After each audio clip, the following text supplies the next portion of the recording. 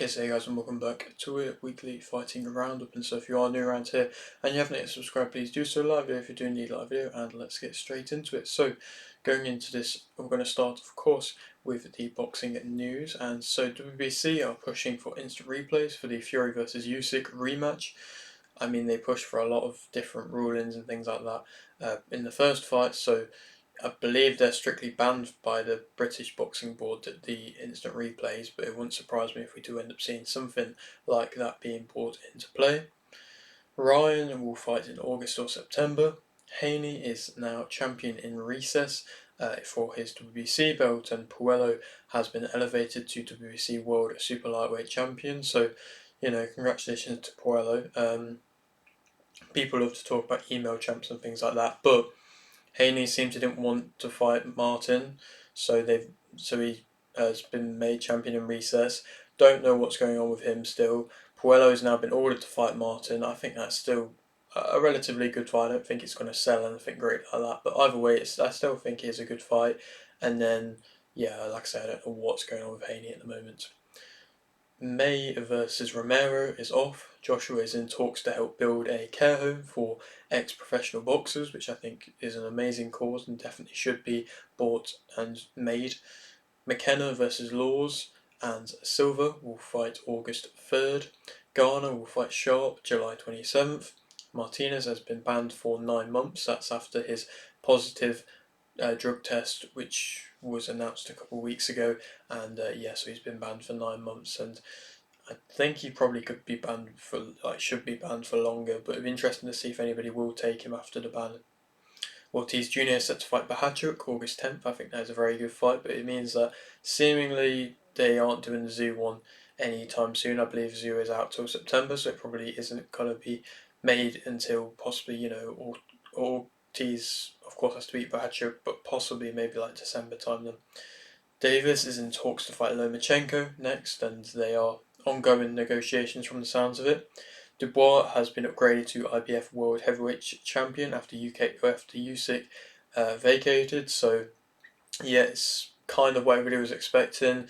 It's annoying to see that Usyk kind of had to vacate, but because, of course, that was because he hadn't fought Hrgovic before, but then he had fought Dubois before and he had beaten him, so I don't know, it's just a bit weird and a bit annoying, but overall, it means that when they've announced that Chamberlain vs Padley, Boatsy vs Hutchinson, Smith vs Kelly, Kakase vs Warrington, Shiraz vs Denny, and Joshua vs Dubois, that they'll fight September 21st. Of course, now it means that Joshua vs Dubois is for that heavyweight title, and it makes it more interesting, I suppose, and their whole build-up, I suppose, has been a bit interesting now, and that face-off thing was quite funny, to be fair, in my opinion.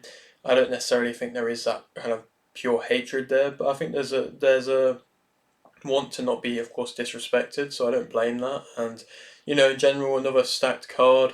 I think Boatsy vs Hutchinson would be an interesting fight. I think that could be quite a technical display. Smith vs Kelly, it's going to be really interesting to see Smith, of course, coming off the loss. Kakase Warrington, I think is going to be a great fight. Two guys I've had the pleasure of speaking to, and Warrington coming off that tough defeat versus Lee Wood, where he did look very good, but of course things didn't go his way. He's going to have to deal with a Kakase who's coming off the highest of highs in his career, so we'll have to see how he can deal with that. And Shiraz Denny is an excellent fight as well. Great to see Denny getting the opportunity. I think I always said that it was likely that Denny would get that opportunity, and of course it's come through. I doubted that Eubank would ever go and be able to take the opportunity and want to take the opportunity and things like that. So, it doesn't surprise me that this fight is the case, but it's definitely an opponent in which Shiraz can't underestimate. Moving on, Rocha will fight Dominguez July 19th. Silva versus Badi. Chavez vs Hall. Green vs Spence. Chaparro vs Hill. Barrientos vs Rodriguez and Perez vs Guerrero will fight July 20th. Hamad has joined Misfits. Pacheco is in talk to fight Shaggio September 7th. I think that's an underrated fight and is a very good fight. Gallagher will perform on the Joshua Dubois undercard, just card in general, and I thought I might as well mention it. Davis vs Masood is off. Itoma is set to fight Watch July 27th. Lane won by TK round 1 vs James. Dixon won by unanimous decision versus McClellan Jr. Montgomery won by unanimous decision versus Juarez. Santana won by split decision versus Simpson. Brown won by unanimous decision versus Bouvier. Jackson won by points versus Valencia. Powell won by TK round 1 versus Krajewski. Morrissey won by points versus Italba. Cronin won by points versus Sendozov. Dickens won by points versus won via TK round 6 versus Duran. Clark won via points versus Granum. Masiokate won via points versus Hussey. Rafferty won via TK round 3 versus Jay Shankar to become IBO Continental Welterweight Champion. Fury won via points versus Mamedov. Lavin won via points versus Sparta. Turner won via points versus Martinez. Cooper won via points versus Mosquera. Bark won via points versus Haley. Birchall won via points versus Tranner. Cairns won via KO in round 1 versus Oliveira. McGiven won via KO in round 2 versus Omar to remain Ireland Celtic lightweight champion. Herrera won via KO in round 1 versus Navarrete. Murphy won via TK round 10 versus Turner. O'Leary won by unanimous decision versus Foley to remain WC International Super Lightweight Champion. Kelsall won via majority decision versus Quinn to become Commonwealth Flyweight Champion. And a big congratulations, of course, to Cairns as well, getting his first big stoppage in his first Queensberry fight. But of course, a huge congratulations to Kelsall, somebody I've had the pleasure of speaking to a while ago in his career, but now getting a huge win for him, a majority decision versus Quinn, going to Quinn's home country. A lot of respect for him doing that and putting out a very tough game performance where, to be honest, Commonwealth title fights are always going to be very well tough fought out ones, and it very much was so the case again. And yeah, Kelsall on top, congratulations to him. And I think, to be fair, just in general, domestic wise, world wise, the lower weight divisions are finally getting this recognition and delivering excellent fights in the process as well. So I am very glad to see it. Johnson won via TK round 1 versus Williams. Roach won via unanimous decision versus Cambrero. Davis won via TK round 2 versus Arriagada. Hernandez won via unanimous decision versus Godoy. Marshall won via unanimous decision versus Sanchez. Outlaw won via TK round 4 versus Curiel. Rios won via unanimous decision versus Romero. Kieron won via stoppage round 7 versus Dil Magani. Martinez won via unanimous decision versus Gongora. Roach Jr. won via TK round 8 versus McCrory to remain WBA World Super Featherweight Champion. And I got my prediction wrong for this one. I'll hold my hands up and say that. I think McCrory is very tough and very game, and he took some big bangs, but I don't think that Roach Jr. would be able to land that decisive shot, and he was a very nice body shot. I got to give him full credit to that. I didn't think he had the power to be able to do it, but it was probably more down to the timing, to be completely honest. But like I say, an excellent shot. Really a big win for him. Like I said in my prediction, it's going to be interesting to see where somebody like a Roach Jr. can go without this kind of big backing from what he doesn't seem to really have anymore. I don't think he's got Golden Boy with him anymore. Top Rank, I'm not too sure either. And so I don't know if he's a free agent or not, or what he's really doing, but I think that was a good win for him. There's a lot of fights around the super featherweight division at the moment, and I think there's definitely options and people that are going to be wanting to fight him and wanting to call him out and things like that. So hopefully he stays active, keeps fighting, and we hopefully see him in another big fight soon. But like I say, for the moment, that was a very good performance. Moving on, Medina won by unanimous decision versus Webster. Ali Walsh won by unanimous decision versus Cayley. Vargas won via TK in round 1 versus Zaragoza. Sedano won via KO in round 1 versus Potes. Palanco won via TK in round 2 versus Ramos. Santana won via unanimous decision versus Valdez. Ramirez won via TK in round 7 versus Benitez to become WBO NABO featherweight champion.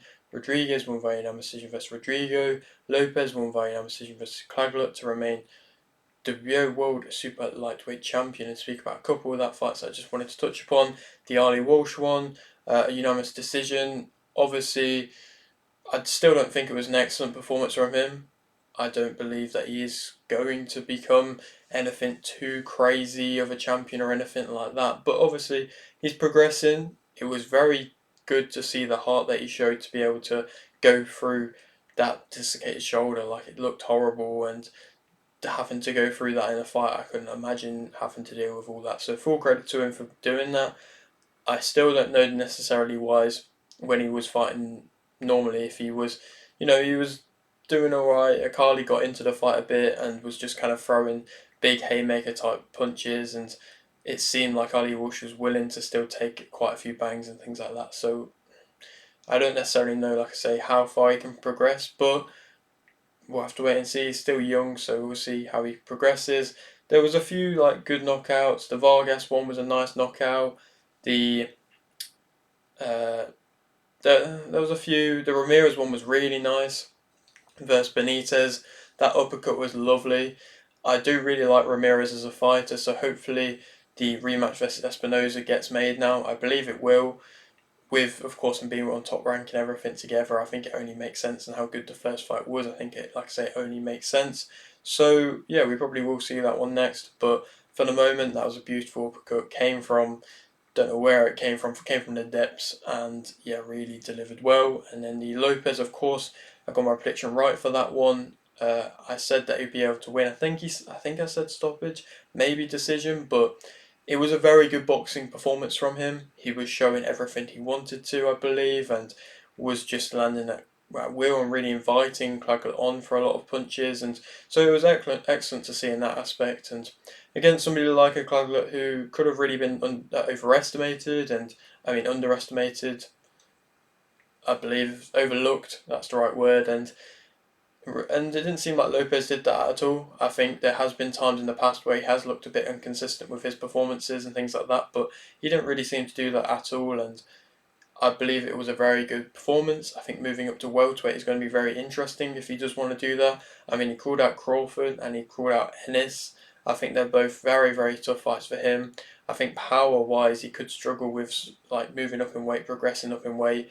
I don't necessarily think how powerful he is in the weight division he's in at the moment, but we'll have to wait and see. Obviously, power isn't everything, and he's very, very skilled and very talented, but we'll have to wait and see. But nonetheless, whoever he fights next, I'm sure it's going to be entertaining, because that's something else which he does bring to the table, which is just, of course, entertaining in itself. Moving on, Ellis Willis won via points versus Orton. Abu Baker won via TKO round 3 versus Ambomo. O'Hare won via KO in round 4 versus Matthews. Norman won via points versus Volasinas. Stevens won via KO in round 1 versus Chivarkov. Rodriguez won via points versus Eels. Malloy won via points versus King. Bradley won via points versus Jackson. Wilson Vent won via points versus McCallum. De Rosa won via TK round 8 versus Berry to become IBF European Super Bantamweight Champion. Quartermain won via points versus Chireji to become IBF European and to Tubio European Super Featherweight Champion. And speak about a couple of the fights just off that GPM card, just because I was there for the press conference for it. I personally was entertaining, was excited for it, and first the zone show for GBM as well. I knew that it would be a good show, and I think it definitely delivered. And Ellis Willis started off with a very nice performance from her. I believe she's going to progress nicely and hopefully get title fights next, is what she was calling for in the press conference. Nice stoppage from Abu Baker. O'Hare as well, a nice stoppage. I mean, he's such a nice guy as well, and it was really nice to see him get that stoppage with the new team that he's around as well. It was excellent to see. The Stevens won a brutal knockout, and that was definitely something that Stevens needed from his first fight, being going to points and everything like that. I'm sure he was desperate to really prove that power, and he definitely did that. The Malloy one was a nice points win versus King, yet again showing what he had to do, being drawn into a little bit more of a fight again, but nonetheless I think he definitely has got that skill. And Bradley as well, them two together progressing very nicely, Bradley getting a knockdown as well, which was nice to see. And so I think he's possibly got. I think they are both quite evenly skilled, both Malloy and Bradley, and they are both being bought up very nicely by GBM. Wilson Bent, very nice to see him return back to the wing column, and McCallum, he looked like he wanted to be in his face, and he looked like he was going to be tough, but Wilson Bent managed to find the range when necessary well, and even when he couldn't really find the range, he still managed to get his punches off quite nicely, and just footwork and things like that at points, but nonetheless, like it's still nice to see him returning back to the win column because I know just how much it means to him and just in general that he is a really good servant to the sport, and he is better skilled than some of the guys that he's been around with, and like this and like his last opponent. So it's nice to see him actually being able to go out there and deliver the wins. DeRosa, that was a big statement win for him. Berry was doing well. I think it was going back and forth quite nicely and was shaping up to be a good fight. But this was a big step up for Berry. I think Berry will be back, but credit to De Rosa. I think there's definitely something which can progress from his career now, and yeah, he just seemed to catch Berry with a shot, and then Berry just didn't really know what to do. Obviously, this is this first time being in a situation like that, so it happens to a lot of fighters. Like I said, I'm sure it's not going to shape him in his career, but yeah, it's just interesting to see and an upset there. And to be fair, the quartermain one almost ended in an upset as well. Reggie dropping him in the first round, and I'm sure Izzy as if had his heart in his mouth at that point to see, just seeing his last big name lose and then see his other big name just get dropped in the first round. It's not good for a promoter to see, but nonetheless, Quartermain fought back very nicely. I think he was ducking his head in a bit and lunging in a bit, but when he got behind his boxing, and that's all you have to do a lot of the time against the European guys, just really not get drawn into a fight and just go and stick to a really certified game plan, and it can work for you a lot of the time. And yeah, it seemed like the game plan was working well in the end for Quartermain, and yeah, intriguing to see where he'll progress on to next. Moving on, Griffiths won via KO in round 2 versus Romero. Flores won via KO in round 3 versus Gonzalez. Ruiz won via KO in round 5 versus Bowe. Sanchez won via KO in round 4 versus Lawser. Forgan won via unanimous decision versus Alexander. Carrick won via unanimous decision versus Holloway. It was interesting that Fulgham didn't really want to push too much more on his first kind of main headline show. I just found that interesting. His opponent really wasn't throwing at all, really wasn't doing anything, but Fulgham was just tapping away, and it was alright. An interesting Golden Boy fight night. Nothing too crazy in my opinion. Uh, then to move on, Mikado won via decision versus Ali to remain WBC World Super Bantamweight Champion. Popoka won via majority decision versus Flores to remain WBC Continental American Super Bantamweight Champion. Edwards won via technical unanimous decision versus Curiel. Rodriguez won via KO in round 7 versus Estrada to become WBC World Super Flyweight Champion. And to speak about a few fights from that, I did my prediction for that and predicted for the Mikado one, which I got right. The aggressive nature of Mikado being too much for Ali. I think certain people did believe that Ali won that one. I don't know, I think it was close. I definitely would like to see a rematch of it. Mikado somewhat proven that she can step up in opponent and be able to at least be able to fight at that level, which, she's defended her title so many times already, but it's just been against opponents which I think she is proven she's way better than. It isn't really the standard in which she should be fighting. But that Ali one was interesting. Ali was probably always going to be on the back foot against Mikado and didn't box badly at all, but Mikado showed the aggressive nature which she had, and I think Ali does struggle with that at times. But like I said, I wouldn't hate to see a rematch of that one. The Edwards one, I got my prediction right for that one, and yet again, Edwards going back to what he's just been so good at, where he's just boxing and moving against a Mexican. You really just don't want to be standing and trading, to be completely honest, and he didn't get caught on the ropes. He was continuously moving, really good movements, excellent movements. Wasn't standing his feet too long to let off punches. Was just tapping away. I think something that is probably always going to stop Edwards from being the best of the best is just the power, because I just don't think he has power to be able to get certain fighters off of him. But when you can box against a clumsy, reckless Mexican coming in who is eager to try and knock you out and eager to get you into a brawl. If you can just keep moving around and everything like that, you can frustrate. And you could see he really got frustrated, Curiel, and it was good that he got stopped when it did. It could have been stopped even earlier, to be honest. From that cut, it was a bad cut, but Edwards, full credit to him. And like I say, he's another guy. It's interesting to see where he could progress. He's been calling out non-Shinga and things like that, so you never know, that could be a fight to be made. That Rodriguez fight at Win versus Estrada, there was an excellent fight. Estrada very tough. Of course, got to knock down Wes Rodriguez as well, and he's always going to be tough. He was a very game opponent, excellent fighter, and one of the best. And Rodriguez, I'm sure, really respected him. I got my prediction right for this one. Rodriguez, just amazing, really, really good. Even when he got knocked down, the way he recovered and got back to what he was doing, and just picking his shots, the hand speed, being in your face, but then not being able to get caught. It's just what some of the best do, and I think pound for pound he's definitely up there. And at 24 years of age, it is crazy already what he's achieved. And yeah, it's just beautiful the way that he fights. He's probably one of my favourite fighters lower weight division wise at the moment, and he was talking about the want to fight the Ioka versus Martinez winner. I think Nakatani in future could be a huge fight as well.